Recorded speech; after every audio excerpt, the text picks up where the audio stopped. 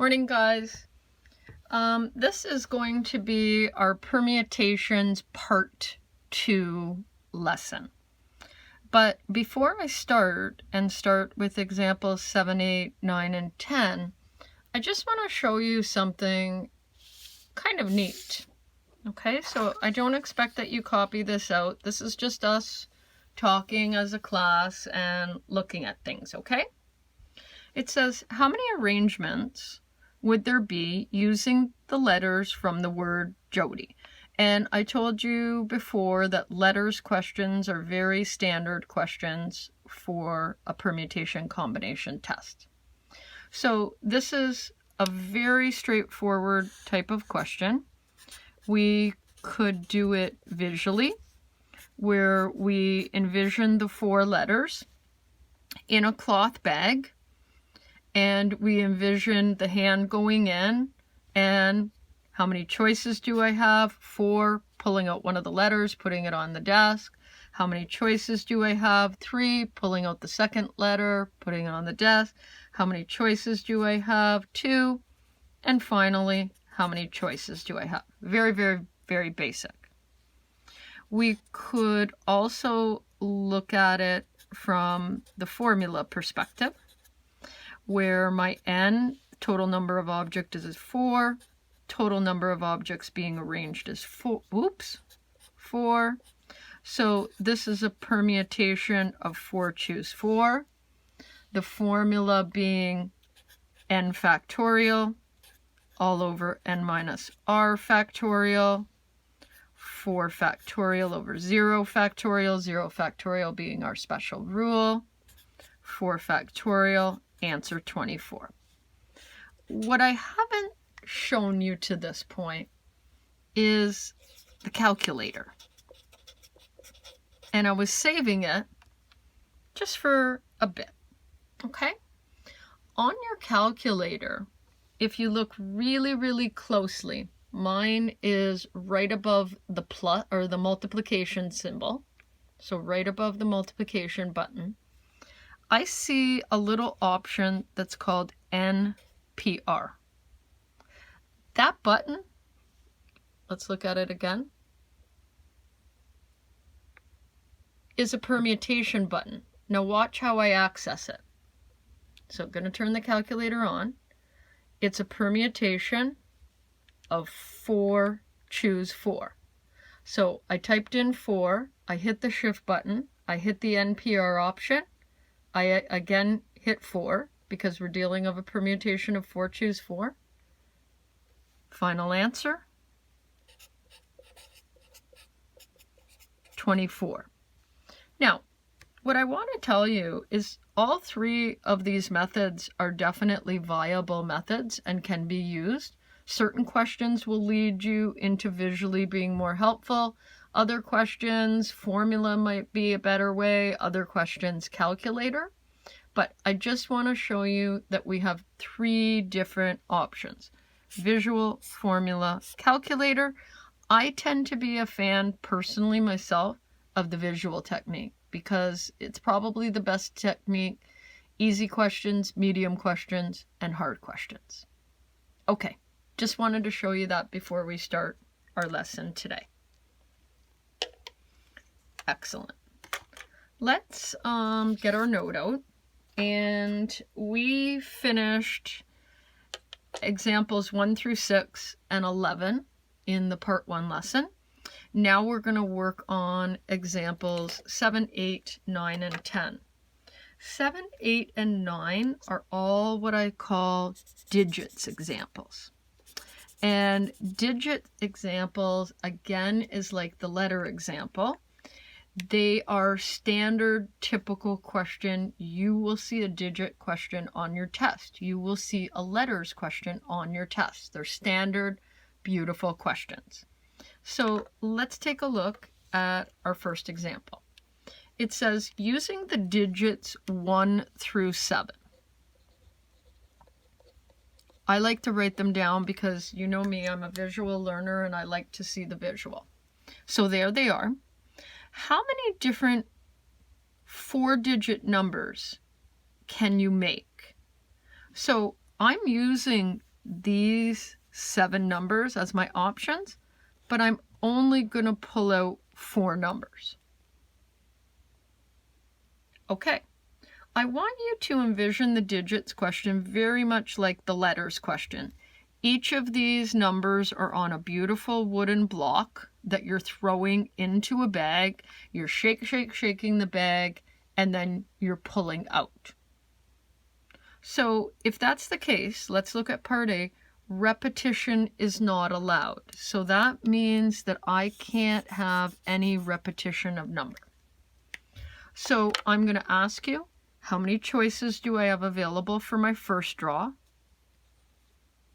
I take that number out, I display it on my desk. How many choices do I have available for my second draw? I take that number, I display it on my desk. How many choices do I have for my third draw? I take that number out, I display it on my desk.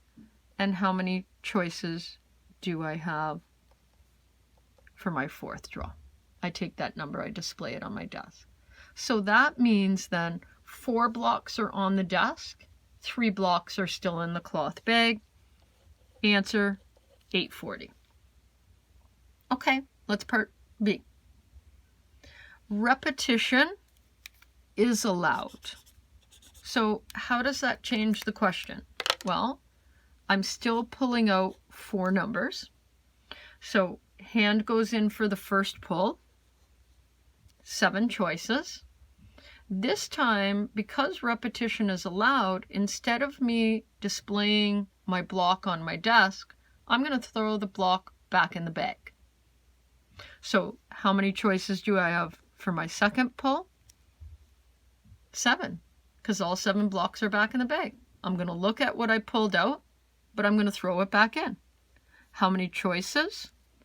I'm going to look at what I pulled out, but I'm going to throw it back in.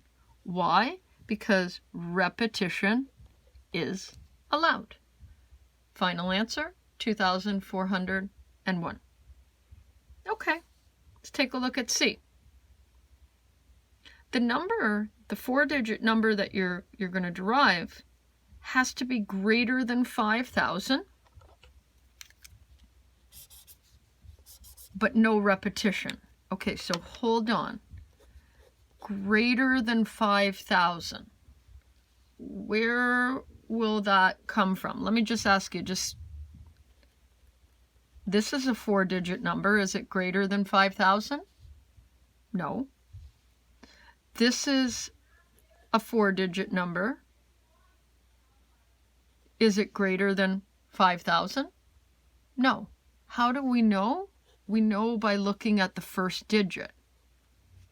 So greater than 5,000 means that the first digit must be a 5 or a 6 or a 7. Okay, so if that's the case, how many choices do I have for that first position? 3, 5, 6, or 7. Take that block, display it on my desk. Why am I taking it and displaying it on my desk? Because there's no repetition. How many choices will I have available for the second pull? Well, I've already got 1 block on my desk. It's either a 5 or 6 or a 7, so I got 6 choices left. How many choices I display on my desk? How many choices do I have? 5. And how many choices do I have? For a final answer of 360. Let's try the next one. I want a 4-digit number, because that's what my instructions say, 4-digit number, but I want it to be greater than 4,000. This time, repetition is allowed. So using our logic from the previous example, if it's going to be greater than 4,000, that means that this first digit could be a 4, or it could be a 5, or it could be a 6, or it could be a 7. Because anything that starts with a 4 is going to be greater than 4,000, starts with a 5 Starts with a 6 is going to be greater than 4,000. Starts with a 7. So that means that I have 7 choices. Now, if repetition is allowed, that means that whatever block I pull out, I'm not putting it on my desk and displaying it for you guys. I'm throwing it back in. So how many choices do I have available for the second pull? All of them, any of the numbers. It's only the first digit that tells you what thousands it's in. How many choices for the next pull? And how many choices for the next pull for a final answer of 1372. Very, very, very classic digits question. Now, if I want to make things tougher on you guys, and you know there's always tougher questions, notice question or example 8. It's identical except for the digits.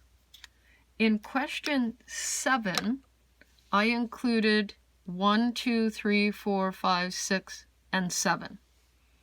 In question 8, I'm also throwing 0 in the mix. And throwing 0 in the mix makes the question a little bit more difficult. So hold on, let me show you why it makes it a little bit more difficult. So using the digits from 0 to 7, how many 4-digit numbers? Okay, so we're going to be doing a 4-digit number for every single one of these. How many 4-digit numbers can be made if repetition is not allowed? Repetition not being allowed means that when I take the block out, I'm going to display it on my desk and not throw it back in. Okay. So let's think about this. Well, how many choices do I have? 1, 2, 3, 4, 5, 6, 7. Oh, I forgot 6 there, guys. Silly me. 1, 2, 3, 4, 5, 6, 7, 8. Am I going to put